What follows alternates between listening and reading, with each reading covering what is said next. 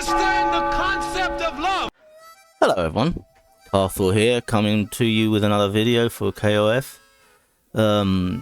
Talking about Liz, and I'm gonna change the formula a little bit. Because it's not feasible to update the original tier list video, what I'm gonna do is just include an updated chart on every video. Keep in mind this is mostly for either unreleased characters or characters that yet don't have the gates in global, right? So Angel's still missing her Smax, for example, that's why she's in here. But Shermie's not, because we know how good she is by now, right? You can make your own judgment on that. So this is mostly about characters coming in the future and why I think they're higher or lower.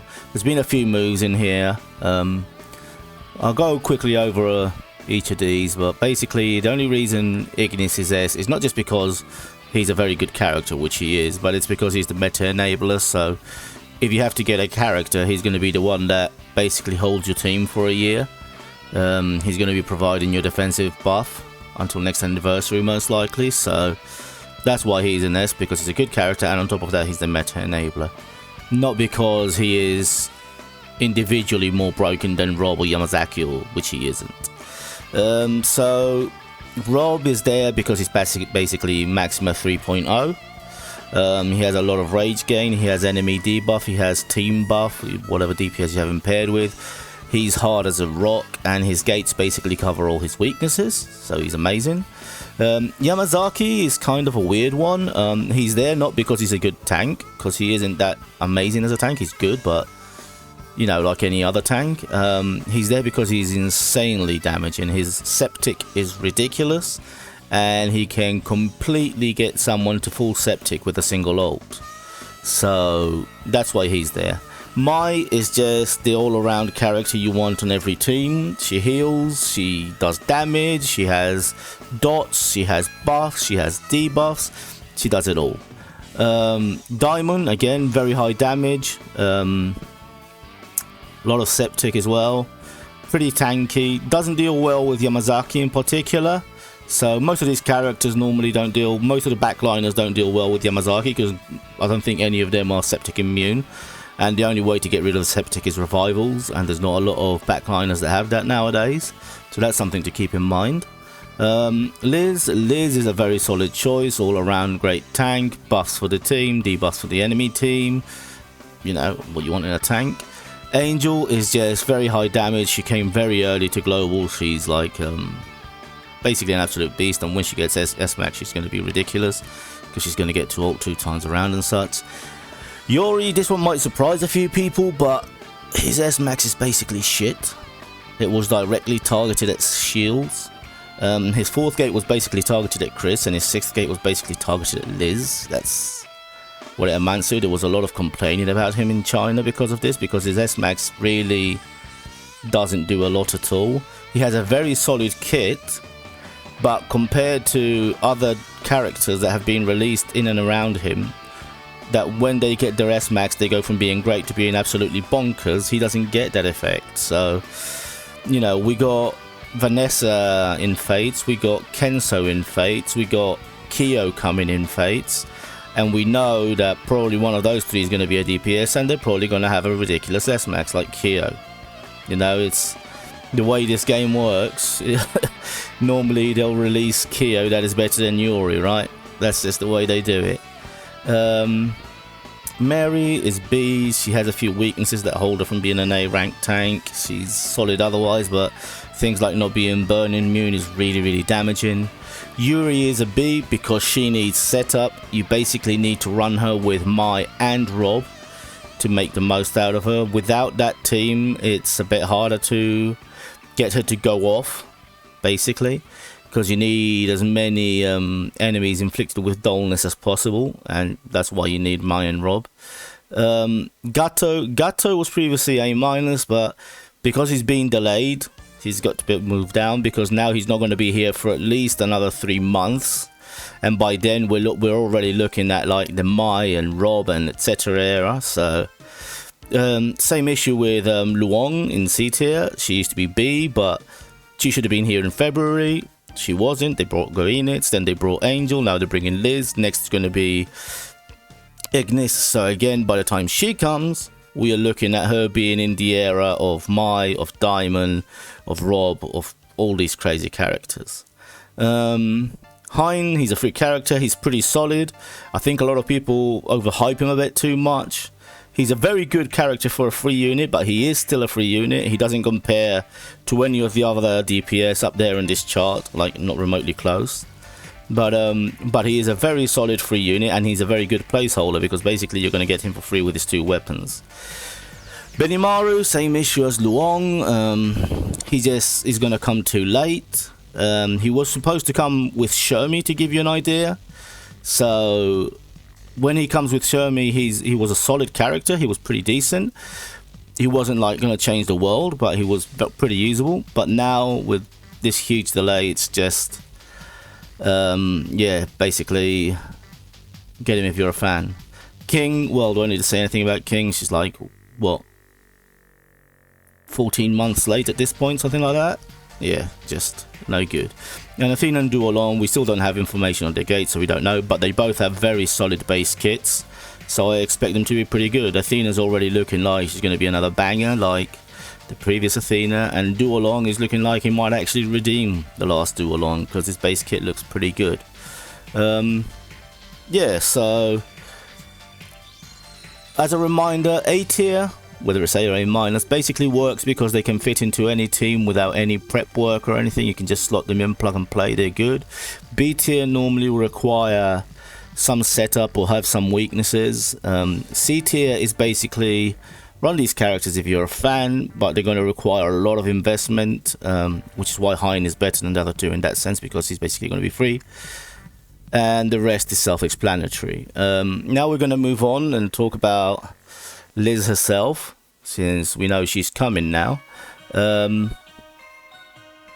Liz is a very good character. She's a definite A rank, but she has the issue that she comes when she comes, right?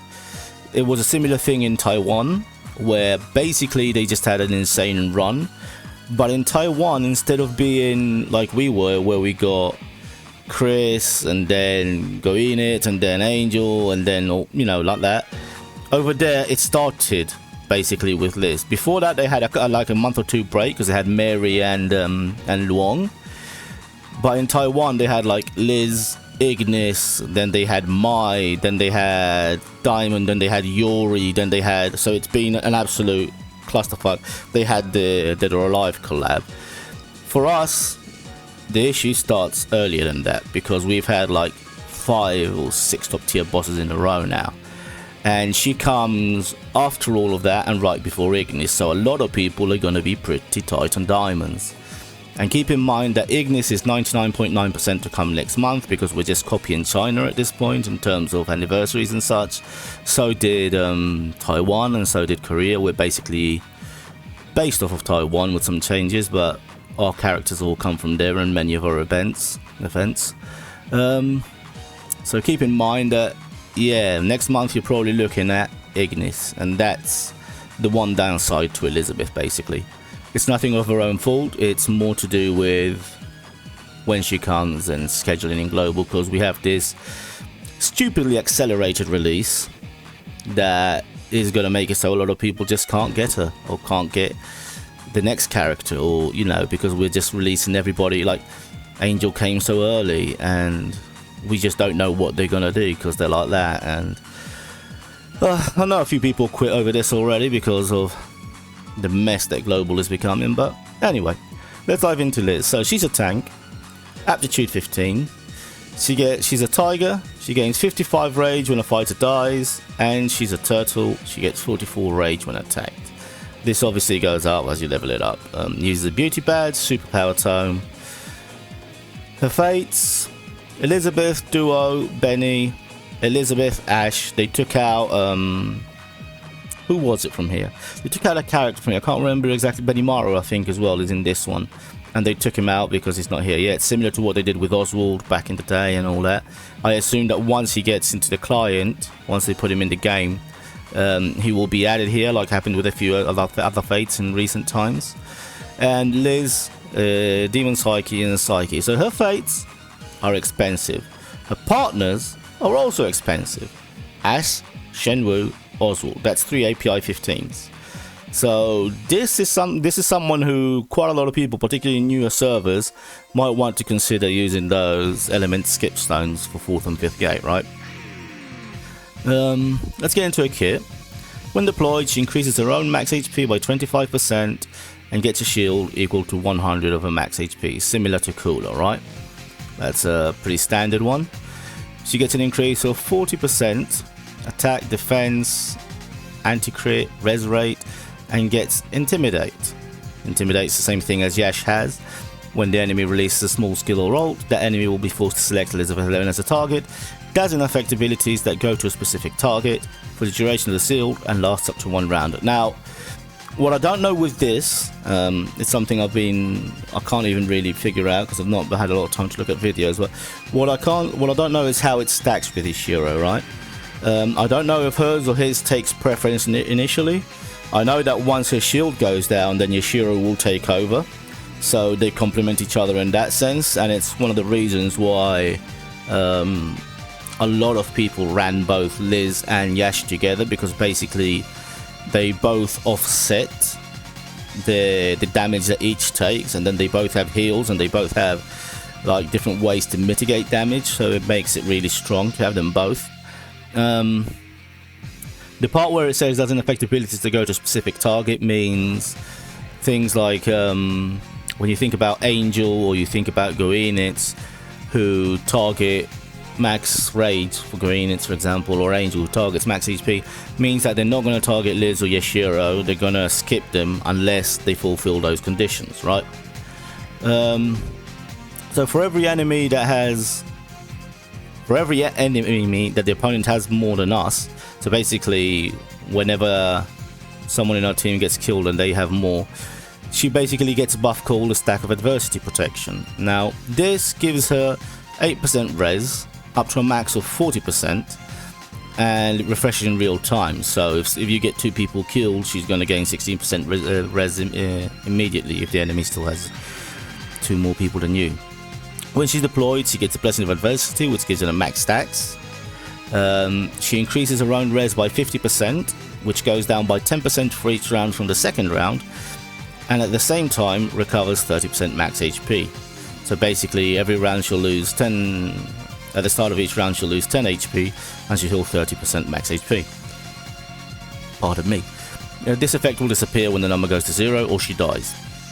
When she is deployed, she is immune to rage reduction for 2 turns. This is very important because otherwise she'd be completely fucked.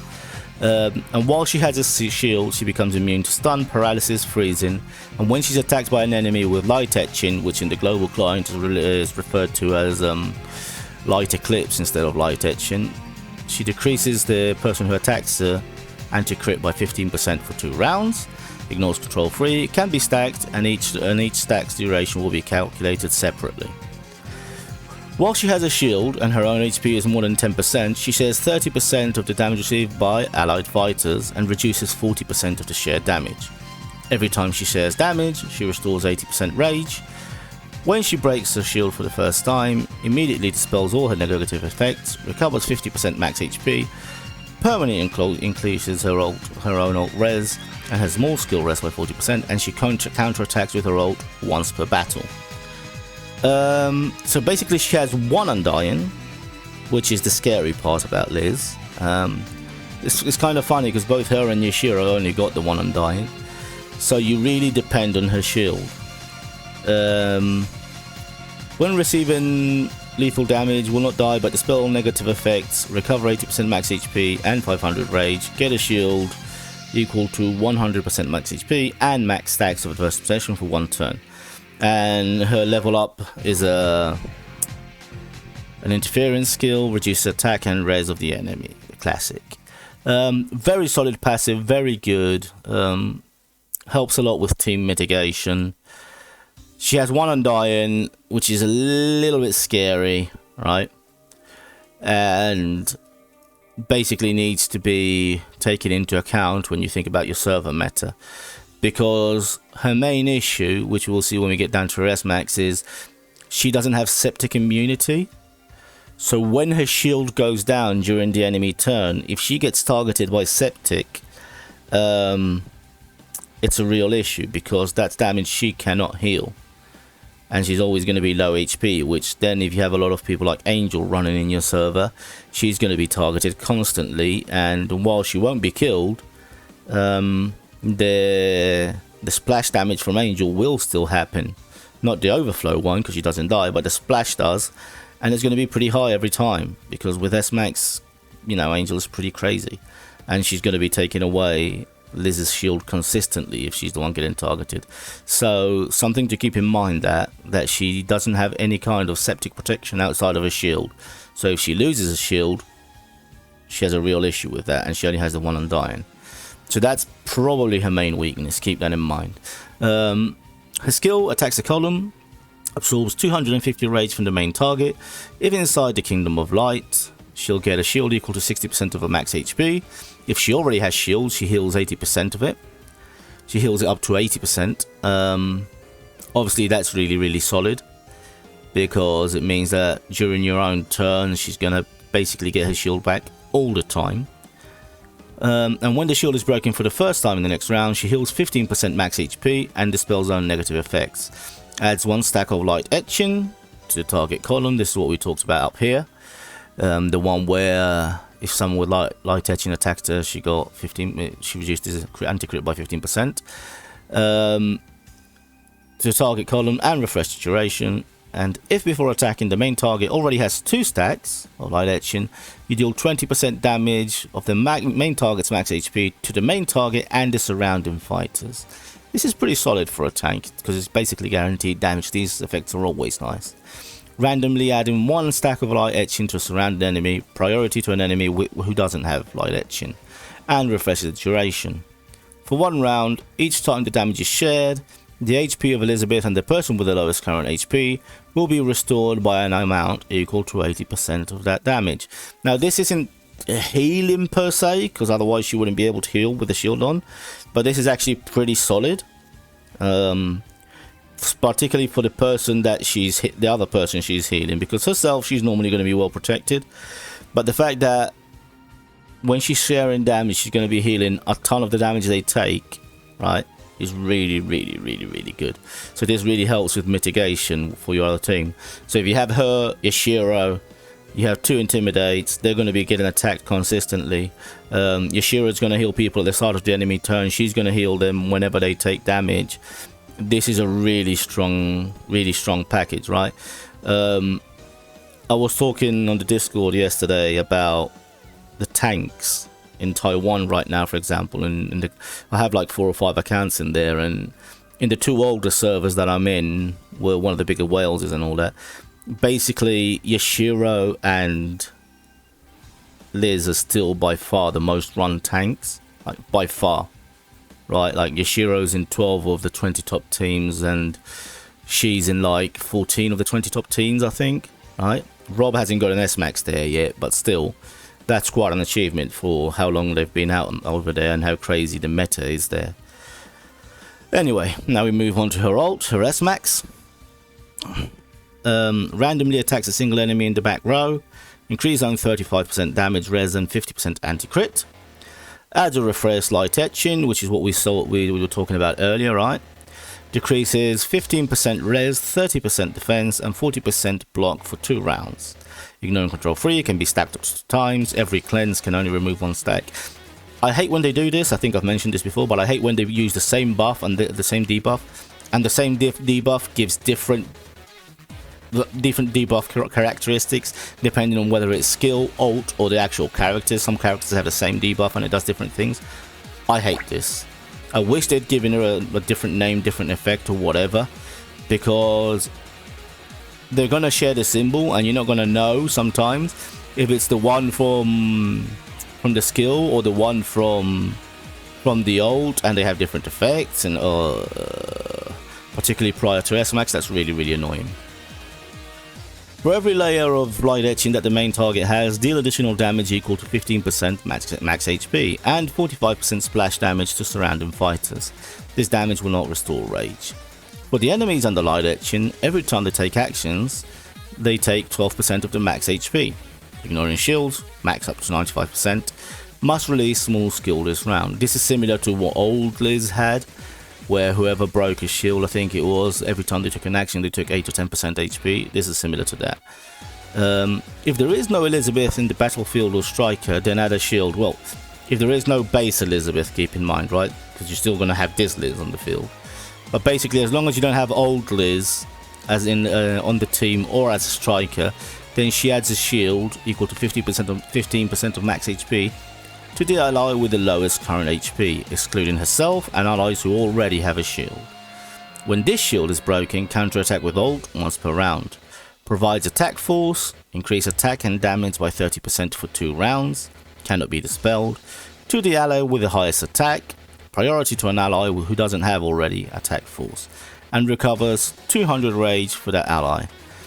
Kingdom of Light will be created, increases 30% anti-crit and control free for your own team, can be stuck with other buffs of the same type, and at the beginning of your own turn restores 200 rage for an ally who hasn't at full rage for 2 rounds. So this basically, during this period she's self-immune to burn, bleed and rage reduction. This is what I said earlier. She's immune to pretty much everything but septic. So that's why that's your main concern when she doesn't have a shield, right? So this is an incredibly solid character. She's going to improve any team she goes into. She is tanky, she has buffs and debuffs, she does everything you want her to do essentially, and she pairs really well for anybody who's got Yashiro. Main issue is her coming right before Ignis. Right, so depending on your stash, that's something you need to keep in mind. You might be looking at something like, instead of getting her in her main draw, try and get her in redraw. See if you get lucky and you get a situation like Shion did back in the day, where his redraw fell during Carnival and Spend Event, so his redraw came with double spend. So a lot of people got Shion free actually for that, in terms of the diamond rebate they got. You might need to think about, if you're a whale, using LGP for her weapons or something, because she really does come at an awkward time. Because people have been going ham in global for all the characters recently, right? All the Orochis in a row, then Angel. It's been quite hectic. So yeah, she's quite a beast. She's going to be pretty expensive, right? When you look at her gates, unless you have the gate skip stones already, but even then each of those are 3,500 diamonds, so another thing to spend on. She's a very, very, very solid A rank. She should last quite a while. Won't be as long in global because, you know, we are releasing characters at the speed of light, and characters that aren't really that popular in other regions are not being released, right? Like Luong has been skipped, Benny got skipped, King is a weird one, because King, when she was released in Taiwan, she was ran quite a lot, particularly frontline, particularly when she got Smax. The problem is that after that a lot of big name frontliners came and she didn't last very long, but I'm really surprised that King got delayed as long as she did. Things to keep in mind with her, like I said, if you have heavy septic in your server, like people with Chris and a lot of damage before Chris, it can be an issue. She might get destroyed in some matches because of that. It's not going to be easy because she is very tanky, but it is something that can and has happened, and it will get worse when Yamazaki comes, which is why her life expectancy for me is basically going to be something like until Yamazaki comes, because at that point you're going to have Chris or Chris Striker, you're going to have Yamazaki, you're going to have Diamond available, you know, you're going to have a lot of Septic available, and that's pretty scary. In terms of runes, she has a shield, so the heal from thorns won't work. So at that point, for me, Earth is the best option. Increases res, decreases enemy attack, so that's great. Not a big fan of protectors. The rage reduce can work against you, so... In terms of Fightsoul, well, you know, she's a defensive Fightsoul character, but she can't really use Wolf because she has shields, so you're looking at stuff like, I don't know, you could put Guardian on her, I don't think she needs it. Devil, the CC part will be basically useless because she's immune to all CC pretty much. Unyielding is obviously solid, but I prefer Unyielding on backliners. What else do we have that we could put on her? Lamb is a solid choice because she's so strong as a tank base. Yeah, I think that's probably the best options for her. You can probably run you can probably, no, because that's only for ganks. I was thinking of Thorns, but Thorns is only for ganks. If it was for tanks as well, it would be amazing. But yeah, basically, you can't run anything that like Wolf because of shields. So Lamb probably is your best option because she's so tanky base. And Yielding Healing is not going to work through shields. And Lamb can just heal everybody else and be more support for the team. And you're not missing out on anything massive, thanks to her having those shields where she can't get heals through them. That's probably the best option if I think about it. You can also run Goddess on her if you've got like a heavy female team with 3 or 4 females ideally at least. But yeah, I think that's probably the best choice. Not a lot of options for her in Fightsouls now that I think about it. The shield limits her quite a bit. In terms of chips, obviously for me the preferred option would be Python with the bonus res. Scorpion is okay. Slugs, obviously it's an issue healing through shields, so I don't think they're going to benefit her much. So I think it's a pretty clear cut case of Python for her. Again, very solid character. Pick her up if you can afford her.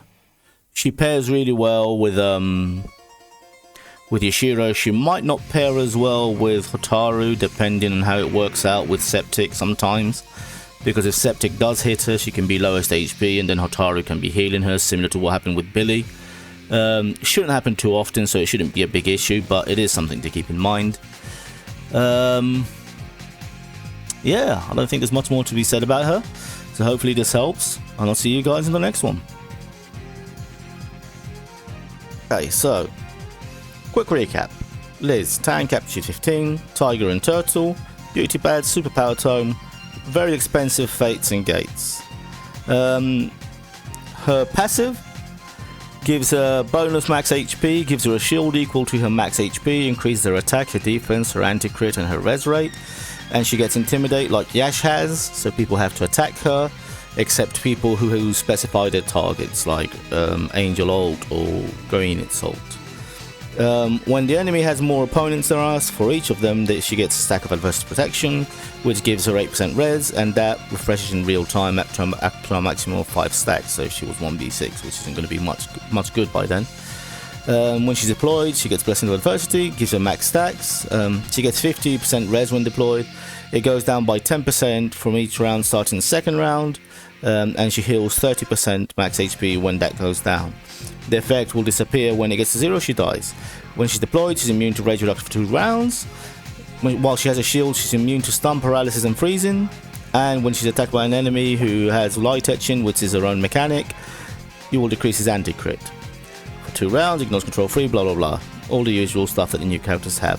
While she has a shield and her own HP is more than 10%, she will share damage with the rest of the team and reduce 40% of the damage she receives. Every time she shares damage, she gains rage. When they break a shield for the first time, she immediately cleanses all her debuffs and recovers 50% max HP and gains 40% ult res and small skill res, and she counters with her own ult. She can do that once per battle. When she receives lethal damage, she won't die, but dispels all negative effects, recovers 80% max HP and 500 rage, gets a shield equal to 100% max HP, and max stacks of adversity protection for 1 turn. So similar to Cooler, she has 1 Undying, that Undying gives her a shield back and some HP back. Very solid passive. She has interference, reducing attack and res, which is always good, always useful. Sadly, we just end up with too many characters that have it nowadays, but it is what it is. Her skill attacks a column. It absorbs rage from the main target. If you have your Kingdom of Light up, which is something she does with her ult, she gets a shield equal to 60% max HP, so she can replenish a shield. If she already has a shield, she can heal it to 80% of the max limit. and when it's broken for the first time in the next round, she heals 15% max HP and dispels her own negative effects. She adds 1 stack of light etching to a target column and refreshes the duration. If before attacking the main target already has 2 stacks of this light etching, it will do splash damage. It will do 20% of the target's max HP, and it will do splash damage to the surrounding fighters, and it will give a stack of light etching to a random enemy around him, priority to those who don't already have it. Refreshes the duration. For 1 round, every time she shares the damage, she heals, and she heals herself and the person with the lowest HP by an amount equal to the damage to 80% of the damage she shares. For her Smax, randomly attacks a single enemy in the back row, increases own damage, res, and anti-crit.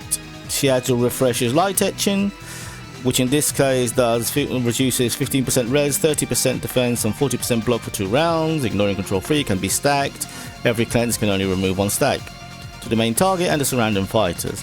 For every layer the target has, she will do additional damage equal to 15% max HP and 45% splash damage to surrounding fighters, and this damage does not restore rage. For the enemies under light etching, every time they take action, 12% of the max HP will be extracted, ignoring shields up to a maximum of 95%, and must release small skill this round. If there is no old Liz on the field or as a striker, then you add a shield to the ally with the lowest current HP equal to 15% of her own max HP, excluding herself and allies who already have a shield. When this shield is broken, she counterattacks with ult once per round.